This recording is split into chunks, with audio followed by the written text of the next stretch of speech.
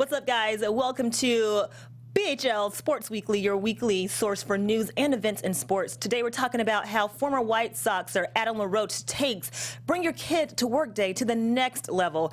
And we're also going to talk about whether or not the NBA Round 1 playoffs are a snooze fest or nah. All that and more up next on Sports Weekly. You are tuned into Black Hollywood Live, Sports Weekly. Of course, we had to do this to you guys. Prince. Darling, if you want me to. My people are in mourning. Died for you. It's okay, we're together. He died for us. Well, not Prince, but Jesus died for us. But Prince died today. Unfortunately. We really are in the morning. You're watching Sports Weekly. I'm Erica Renee Davis. You can find me on Snapchat, Periscope, Twitter, and on Instagram at Erica Renee D. Shout out to Prince. We love you. We miss you. We will always admire and adore you. And I'm Rheina, a.k.a. Purple Rheina. You can find me on Instagram and Twitter at Rheina_Ale. And I'm sad. You can find me on Twitter, Instagram. Oh, who cares? At JJ the Talented. You can follow him there. Please follow him. I got you. And as always, see, we're all in mourning, so she's the strong one of the bunch. So follow all of us on BHL Online on Twitter. Follow Black Hollywood Live on blackhollywoodlive.com. Follow us on Instagram at The Sports Weekly. We're missing Dre today. He's probably somewhere crying about Prince too. Crying too. Y'all, I mean, we're a sports show, obviously, but Prince. I mean, where were you when the news broke today? I was at home. My mom texted me first. She's like, Prince died, and I didn't believe it. So then I searched it, and I saw it all over the internet. It was so sad. I got a NBC4 alert on my phone, and I looked down, and it didn't like mention a name. It just said like sources confirm a male person at Paisley Park. Yeah. So I'm like, okay, whatever. And I was on Facebook a few minutes later, and I started seeing these little posts. But the first post I saw, it was a joke. Somebody said, like, it was a joke. Yeah. Yeah, because you never know. Sometimes people will joke about that. Yeah. And, like, it would be, they'll fake that. But 57 years old, 1958 to 2016. Everyone needs to know. I need to let everyone know that since I was 12 years old, I thought that Prince was my soulmate.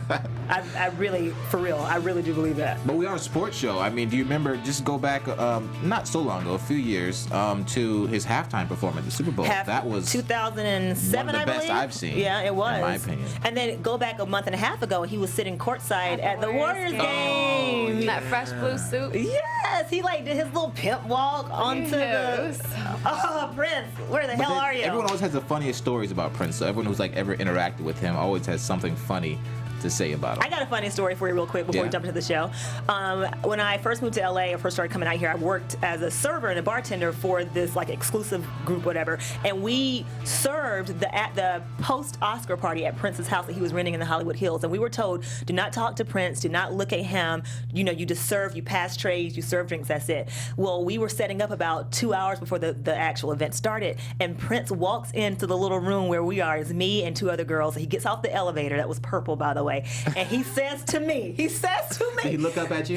Yeah, he did. He says to me, he's like, it's rather dim in here, isn't it? And I was like, he didn't. I swear to God. No, he didn't. He says, it's rather dim in here, isn't it? And that whole night, from the time the party started till 7 o'clock the next morning, him and Sheena E, like they performed all night long. He changed clothes about 5 or 6 different times. Aww. He would change clothes, stand at the top of the stairwell, and like walk down the stairs. He was really dramatic. He was super dramatic. And then after the end of the party, he cooked breakfast for people that were still there. I don't know if, I was the help, so I don't know what they were eating. But he like sat at like the head of the table and like had breakfast with the people who were left over, and you could watch the sunlight rising. It was, He was an emotional guy. Yeah, it was crazy. In touch with his feelings. Okay. Josh, you got the first topic. You want to talk about how? I'm gonna go into like anything else. Like, let's keep talking about Prince. Well, you got a young Prince. Drake is Adam LaRoche's Prince, and that's why he doesn't have a job these days. Yeah, because for his son made him quit. You guys have probably heard the story by now for sure, but it happened a few weeks ago, but it just kind of came back in the news cycle because of the fact that Adam LaRoche went on Good Morning America to kind of give his side of the story, or just give the first talk about it that he has publicly.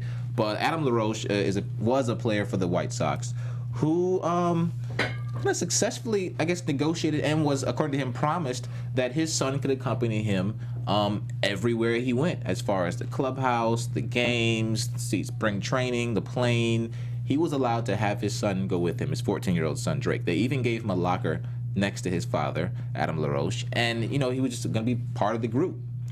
So what ended up happening was the president of the White Sox organization came to Adam LaRoche and told him he needed to dial it back a little bit because some of the players weren't too comfortable with having Drake in the clubhouse. And so as a result of that, a few days later, Adam LaRoche ends up retiring and leaving $13 million on the table for this season. And he says, you know what? I'm just going to go ahead and back away from the game and retire. We have Take Your Kid to Work Day, but definitely, like you said, he took it to a whole nother level. And he was very fortunate to be able to go as long as he did with that. But what do you guys, was the team out of line? Was he out of line? We'll see. Was anybody out of bounds? Here's the thing. Was it a foul ball? It was a foul ball left, right, every which way because the White Sox, according to reports, made a handshake agreement with Adam. Right. So it was not in his contract. It wasn't written down. Gentleman's agreement. So apparently Ken Williams, the team's vice president, right? President. Executive VP, took it upon himself and said that, okay, well, guys are complaining. So originally, reports say that Ken asked him to dial it back, but then eventually it says that he asked him just to not bring him at all. My thing is that this was a handshake agreement, as shady as this sounds. If it's a handshake agreement, big corporations know not to write important SHIT down when this kind of stuff hits the fan, because they can always say, oh, it wasn't in your contract, it was just an oral thing. So I think that Ken asking Adam to scale it back is completely fair. Because what kid needs to be at work with their parent every day? And it wasn't just like, he's there for a couple hours and then his mom picks him up and he leaves, goes to school or whatever. Like, he was missing school. He was homeschooled. He was homeschooled, yeah. But, he was there every single day with his dad. Wherever his dad went, he was there. And he would take care of little things in the clubhouse, but still. I mean, for me, being another player in that locker room, I would probably be uncomfortable with having a 14-year-old kid there every day because, the clubhouse, you talk about guy things, you're in there, you're grown men. There's going to be some appropriate words flying around, some appropriate things, themes and whatever. Yeah. And so, a 14-year-old kid probably shouldn't be privy to that every single day of the week. And what kind of father would really want his son there? Yeah.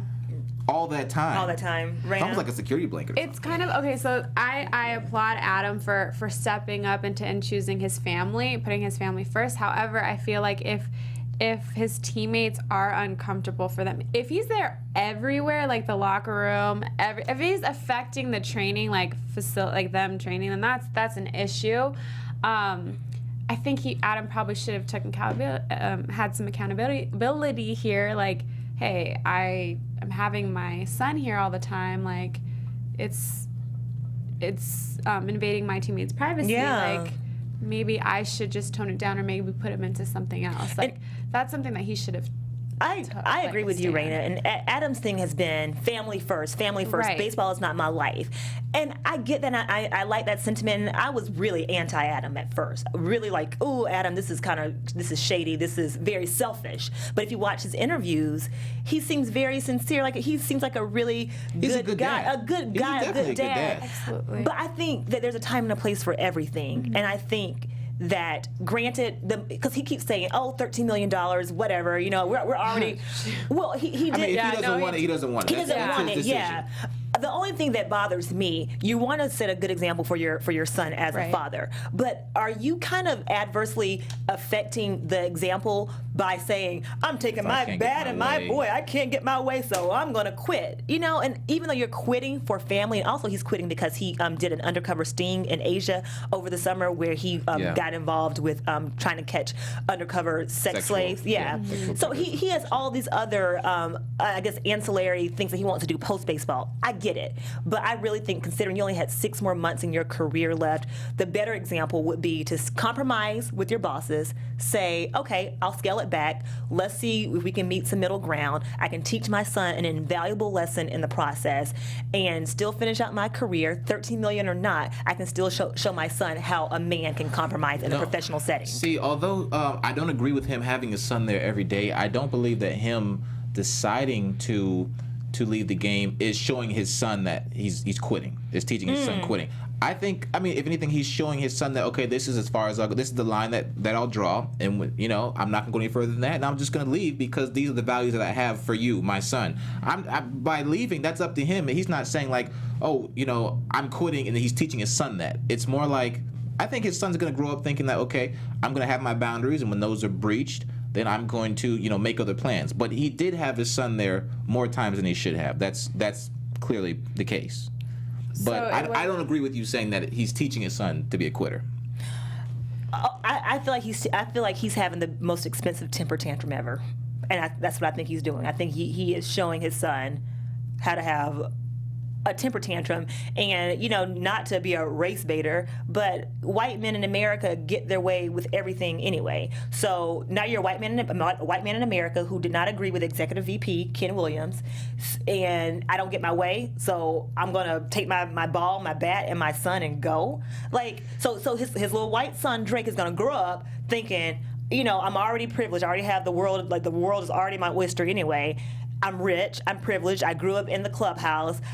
People do what I say because I am a white man in America, and if I don't get my way, I'm going to be like, deuces. I think it's a very, very slippery slope, a very dangerous lesson to teach a 14-year-old kid. I wonder why this escalated. If he's been at the clubhouse or there for a while, and Drake's 14, I wonder when the shift happened. Like, did he start getting like too annoying? Like, is he in his teenage years and he was just like trying to bug all his players? Like, I think this probably should have been an issue before, like handled a long time ago. Well, he's only been in the White Sox, what, a year, 2 years? Like, a couple years, Not that long. But the teammates, I mean, at some point probably just got annoyed with I would feel uncomfortable if I was on his team. Like, I'm like, hello, this is my space. Like, if I want to talk shit, I'm gonna talk shit, and I shouldn't have to like stop myself because a kid's here. Yeah, White Sox for a year, but the team is actually saving money here because Adam LaRoche has not really been performing too well, batting like in the low 200s, which is not very good for $13 million for Deuces. sure. Yeah, so all's well that ends well. True. But the guy, you know, the guy's a grown man. He shouldn't be crying over not having his son there every day of the week. I agree with that. I think, yeah. I mean, was he? They say he's homeschooled. Was he like having lessons at the clubhouse? When did he have time? When did he have That's what time I'm to go to saying. school? But Adam did say to, I think, ABC that he feels that having his son in the clubhouse is teaching him more lessons than school could ever teach him. And listen, you know, I get that. I like, what's it, Will and Jada and Jaden and You Willow. can find the best porn site to get tip suggestions from some players. I don't. Stupid. We're just, Josh, I understand people who think eccentrically that we don't have to go to school. I can teach yeah, you can, but there are different facets of learning. And one of those facets is being in a classroom setting. Another facet could be being out in the field. Another facet could be going to church. Another facet could be going to yoga. There's so many different things that contribute rescuing to sex slaves. or rescuing sex slaves. So I don't like what to say. That's very noble. That's a good cause. It is a good cause, but you can't dismiss the importance of academics just because you want your son to be hanging out in the clubhouse every day. And Sorry. be social too, like to meet new people, have friends. Kids your and, own like, age. Yeah, just Yeah, because you going around with grown men like that. Could be kind when of. you're not grown, is you're Yeah. definitely exposed to things that you shouldn't be exposed to at that age. Are we talking Johnny Manziel and Josh Gordon? Are we over it? I'm kind of over Me Johnny too. Manziel and Josh Gordon. And here's my thing. Josh Gordon, and the reason I wanted to bring it up in the beginning is because Josh Gordon is a talented receiver. The guy is super talented. He is. Why? I wish we could sit him down and be like, dude, why are you wasting your talent like this, failing these drug tests? Young and dumb. I just feel like his heart or his mind isn't in it anymore. Like, he's good and that's great, but like he clearly has proven himself that he wants to party and he has Some he issues wants or to something do, that he's like, dealing with. He doesn't take this serious, and Johnny's a mess. He is. But Johnny can get away with it because he's already rich. He's Yeah, already but Josh I'm just saying, cannot like, get away with it because one, you know, Yeah. he didn't come from oil money like Johnny did, and two, they're not the same skin color. So True. he's not going to get away with it like Johnny can get away with it. Johnny's not hurting for money. Well, it's gonna bite him in his ass soon. Which one, Josh or Johnny? Josh. Josh. I hope he can still be reinstated. I think in August, August the 1st, I think, is the first eligible I date. hope and pray. but it's up to the commissioner. You asked us earlier too, Josh, in the notes about do we think that either of them will play in the NFL again? Yeah. I want to say no. I don't think that either of them will play. I don't think either will play in the NFL again. I don't. I think Johnny Manziel is on the fast track to Party City. And I agree. I don't think coaches will want that type of player. I think bringing that type of player to your team is kind of like a cancer, I would say.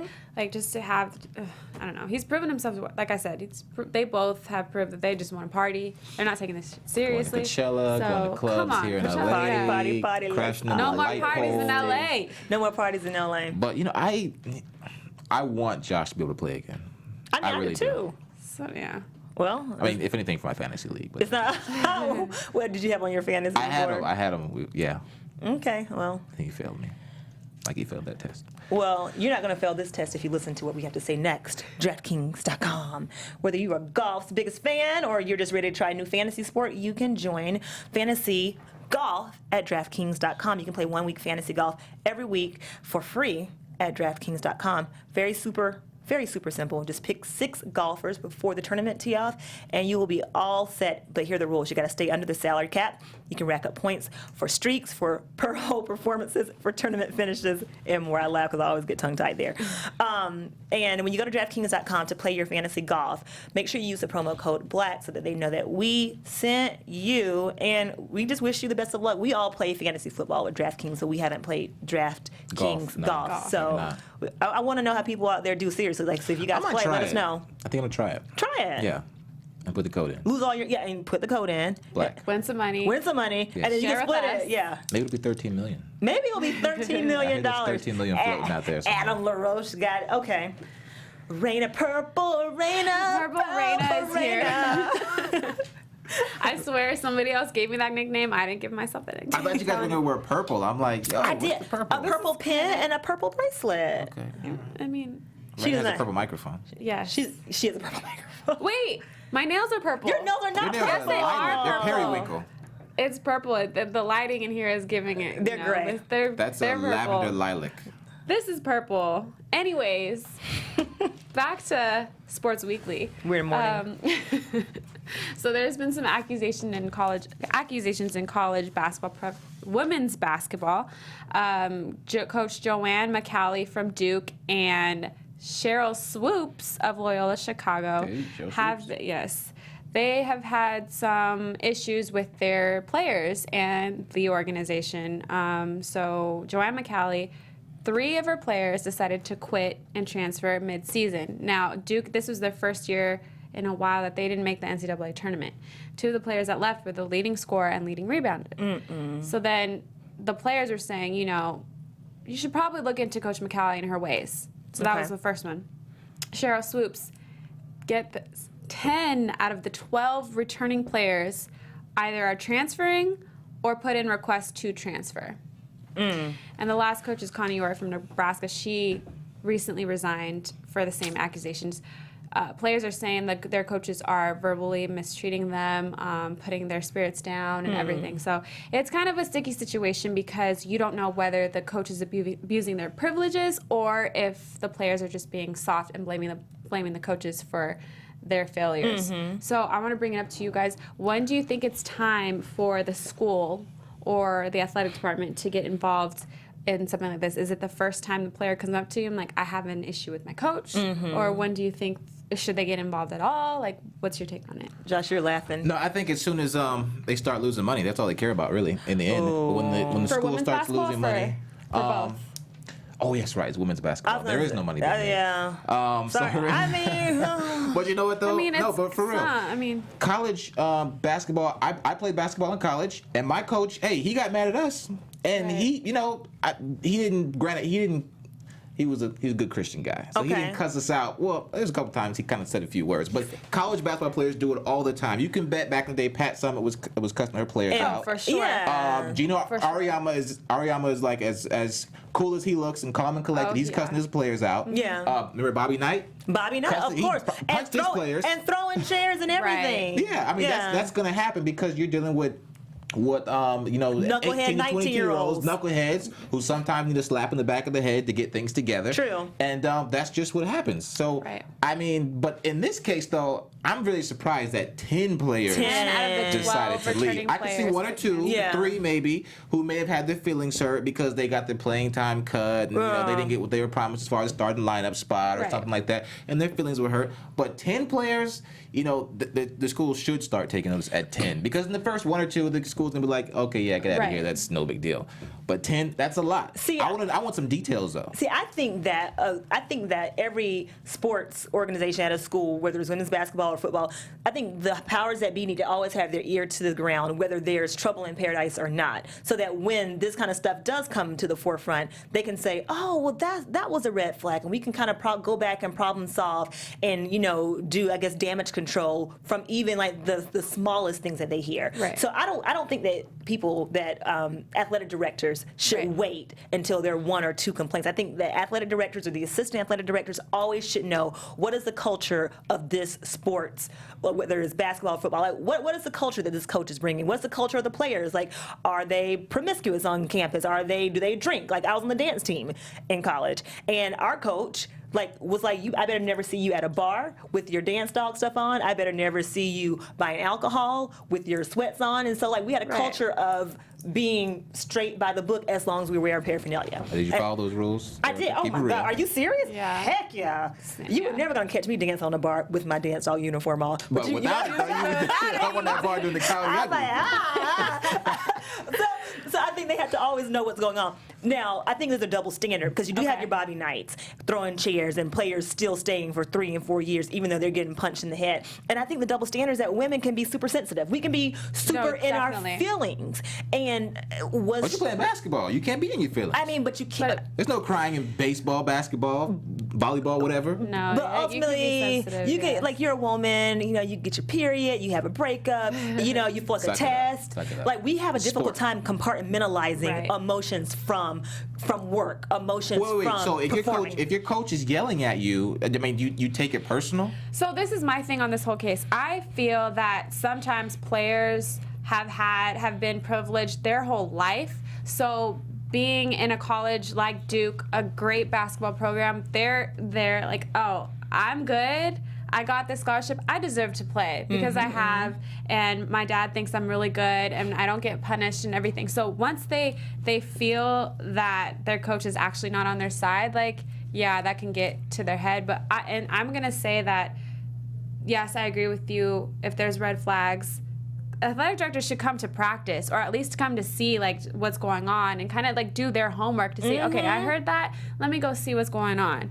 But so for Duke, I think Joanne McCallie is an awesome coach. I mean, she's proven herself pretty well. But Cheryl Swoops, 10 out of 12 players transferring, that's when the athletic director has to really go in and kind of see what's going on. Maybe they couldn't just live up to her standards. Cheryl Swoops is I a also, bad player. yes, and I also Like, think that she could ball. players, but a horrible who- coach, though. Like her. That's what I'm saying. Players who coach yeah, sometimes now, it doesn't eventually, they think, I mean, I don't know. But I can speak from experience because I used to coach high school, and sometimes it's so difficult for me to say, Yeah. oh, why can't you do that? Let me show you. Like, let me show you how to do Would you this. get out there and ball them up, though?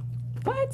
Let's not talk about that. No, I'm just saying, like, it's hard to transfer that. Like, you just Put it want into them, words. yeah, just want them to be a certain way. And Cheryl Swoops I'm sure she was a captain, and I'm sure as a captain, you have that leadership position, and to your teammates, you want to curse them out, you want to yell at them, like, get their shit together. Yeah. So I think that's in Cheryl's case, but I can see what you're saying though, because the basketball IQ is something that can't necessarily be taught. Yeah. You kind of gotta have that in you, knowing what to do and when. And like you said, it's hard to translate that, put that into words for these players.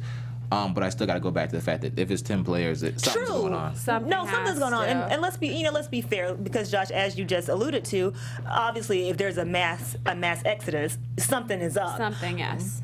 But at the same token, don't be coming to college expecting to get pat on the back. Right. Right, yeah. Like, don't be in your feelings. Like, don't be on your period every week. Well, even top high school, not even top high school. And I can say that because I'm a girl. Same. Programs, but in high school it happens too. Our coach got mad at us in high school. Yeah. And we didn't. We might have been like, oh, that this and that, but we still did what we had to do. We took it. Yeah. So there was one actual incident that I didn't put in the notes, but Nikki Moody, a former player at Iowa State, she is suing her coach, Bill Fennelly, because she said that he was discriminating her and calling her a thug and multiple times. Is she? The case. I don't know. Oh. The case is still under wraps. Like this. She moody though. I'll tell you that. I mean, there hasn't been. Bill's still there. A moody thug. So I don't know. I mean, they said Bill's a white coach, Nikki's black. So. Well, he called her a thug, like to her face. That's my mama called me a thug. I mean, okay, I was gonna say this. Like, this could be like a millennial thing. Thug. I would like to say that when we were growing up, our parents are from the South. We got spankings. We got called heifers. You heifer. You do this. I mean, not and all kind of like made up words too. All kind of words. They're so mad. Get your such and such and not just by your parents, by your aunties, by your grandma, by your neighbors, like people. Like, I can't say. I think it's how you grew up. It's how you grow up. These kids these days, these 18-year-olds are like, that didn't happen to me. I didn't get spankings. I got timeout, and I was this, and that. I'm like, look, I got spankings. I got timeout. I got go get that switch off the bush. Go to bed at 6 o'clock. Exactly. And if you're, a hot, all-American freshman out of like Idaho somewhere who is Miss Idaho basketball and come to play for Cheryl Swoops, like she's gonna put you in your place. She's gonna put you in your place, especially given like her career. Like you're not gonna come into my program and act like you are everything. I'm going to teach you a lesson. So, I don't know. Why are you laughing, John? I'm just saying she might want to be a man, too. I'm just saying. Okay, and on that note, speaking of men, we're going to talk a little bit about men's basketball. Well, she could play, though. She's good. NBA. Oh, yeah, she is. Ball so soft, ball so hard. What's the lyric? Ball so hard. Ball so hard. One fire. Negroes in Paris. Negroes in Paris. Ball so soft. All the reasons why NBA playoffs round 1 are so underwhelming. Okay, so I wrote, the first round has been dismally disappointing.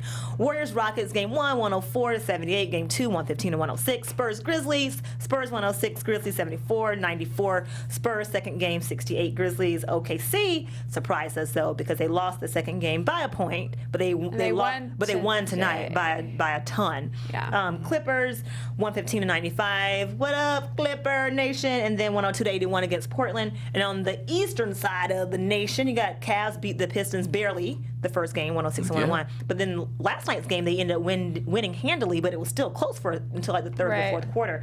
I don't know. I mean, you can just go on and on and on about how Heat and Hornets, who's checking for that series? I'm honestly not. But I was one that picked that maybe the Hornets could pull that off. Well, you picked egregiously wrong. I picked the Celtics. I mean, it's not over.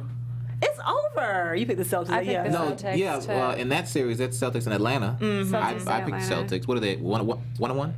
No. Oh no, 2-0. 2-0. Yeah. 2-0. Atlanta won too. Yeah, that last game, the first game was 102-101. That first game was so close. That's when I was just like, oh, this is going to be a good series. Psych. Like, what? Yeah. Honestly, last year's playoffs, first round was so exciting. I mean, I can't remember every single matchup, but I just remember watching, thinking these matchups could be, Eastern Conference or Western Conference final matchups, and then a lot of game sevens. A lot of games. Late series. I think games. the West Coast teams, the West Coast series, that's interesting compared to the East Coast. I mean, these games, without question, we're stacked in the West. Stacked in the West. In the West. But this year though, that's not so much the case though. Yeah, because you got, Grizzlies are normally a force with which to be reckoned, and they have no Gasol, no Conley. Yeah. But the Blazers are really disappointing me, I have to say. Yeah, I wanted the Blazers to pull that off for sure. Sorry, I thought, they're disappointing. Maybe they'll switch it off. Could drop 50 again like he did early in the season. Oh my gosh. I mean, but the Blazers are showing their true colors. I mean, what's their record? I think they have 44 wins, or what are they? What is it? A fifth seed? They're a fifth seed, but the drop off from 4 to 5 was 8 to 10 games. So yeah, those top 4 teams are really good. So I don't know. I mean, Portland, everyone was. Chris Paul gave Damian Lillard the work. He was like, sure did. "Look, dude, I know." Playoff time. I mean, yes. And right now, but Damian's the truth. But I'm just. Is he? Yeah. Is he? He's a lie during playoffs. But you know what? I think you should really be wishing this goes to 7 games. Quiet as kept, because you can see more of your Clippers. They'll get a couple more paychecks because come second round, it's lights out. And it's all over. It's 4 games and a snap. It's done. Speaking of second round, the current score for the Warriors in Houston game, 55-39. Wait, who's winning? Houston. Good job. No You know what? Steph No Steph. Curry, No by Steph the for the way. second game. No Steph Listen. Curry. Second game in a row. The analysts keep saying they continue sitting Steph Curry until the Rockets win a game. I think that's a very good perspective, like because it's good, you know, good. like how hurt is he really? I mean, They're not going to tell anybody either. of course not. But they said the MRI didn't show anything definitively wrong. But he's had ankle problems in the past. Right. So is this like lingering injury starting to be his Kobe Achilles heel, perhaps? Hopefully not. I mean, Yeah, he brought a new I level of agree. excitement to the NBA this year, especially for the fans who aren't really fans of basketball. True. I'm got over the people now excitement. who I'm are like- over the excitement. But you got people now who are tuning in because of Steph Curry. Well, So I was talking to one of my friends. She coaches younger kids. Mm-hmm. And you know how like back in the day when we would shoot like Kobe. hoops with Kobe. Kobe, Jordan and Kobe. these kids Iverson. are yelling Steph or Curry. Are you Curry, yeah, it's all about Seriously, threes now. All her kids, they're all just like Curry, and I'm like, that's so weird. It used to be Kobe yeah, or growing up Jordan. us, we want to take it to the hole. And he's like pull the a new, tight yeah. move. So. And that's But what's now wrong with it's these just kids today. three-pointers. They don't even know how to get in the paint and body up. No. They don't know how to get You in know the what? paint. I did read an article on that on coaching. These kids already like stopping to shoot for threes, step backs, From and, way like, out? way out. Like even my Half little court? cousins when we were working out, like he would stop and pull for a three, and there's like a layup, right? You can get it, and I'm just Yeah. like, no, we're not gonna do that Thinking right it's now. a video game, We're not 2K16. doing that. And like back and growing up for me, it was all about handles. I played guard and shooting guard, and like you had to have decent handles, handle the rock, and back then it was like Iverson for me. So I was trying to break people down with their crossover and all that kind of Yes. thing. I wasn't pulling up for threes. I wanted to take it to the hole. You want Yeah. to take it to the hole. Yeah, you don't be afraid of the paint, kids. No. Listen, everybody does not have that Steph Curry shooting finesse. That is I mean, an he anomaly. is But he's changing the game. right. He is changing the game, and I mean that's. He's a game changer for sure. Okay, Let's well. look at Clippers. You'll be. Hey, but are you Laker fans out there? I've been waiting to say this. I understand that you have nothing to do. No, but what difference I does it understand make that. I understand if that you have if no you don't even make it to basketball to watch round? from now until the No, we foreseeable do. future. We do. No, Lakers have no basketball the to LA watch. Defenders are in the NBA. Was it NBA D You League don't even know- finals against the Sioux City, First whatever of all, they are? it's called the NBDL. Defenders. He doesn't even know. It's I called said, NBDL. what did I say? You I didn't said say NBA D League. Well, NBDL to make it What's the short, difference? short and concise. It's the same. No, The the difference point is is that- the Defenders are in the finals, and the And Clippers they're still won't make it out the second round. And the difference is, as Lakers long, organization is still winning. Thank you. on behalf of Clipper Nation, Laker Nation, you are welcome. I'm glad that we can give you some commentary since there's no NBA for you to watch until, who knows, 5, 6, 7 years. Okay. And any more Just wait. purple memories Just before we go? Wait on wait. it. Any more Prince memories before we go? Prince basketball. He played basketball with Charlie Murphy and Yeah, the skit Oh, from yeah. Skid Dave Chappelle Show. Chappelle. Yeah. That's funny. He's a basketball player. Was it the pancakes in the morning? The You made pancakes. pancakes. Yeah. I don't know. Any other sports/Prince memories that you guys want to talk on before we cry? Okay. No, so a friend of I mine. think your memory killed it. My friend texted me today. He's like, Prince died, and then he's like, the guy who sings Purple Rain. I'm like, you had to tell me that? Really? Well, like I wasn't thinking I do Prince not Royce. know who it is. I know. I was Prince mad enough Fielder. for that. Okay, guys. Well, Yeah, we sped through that today because there's no Dre, and really, besides the NBA playoffs, No nothing- Dre to hold us up and make bad predictions. Make go bad against predictions. and us. bad points. Wait, who did he We pick to planned win that. everything? Was it Toronto?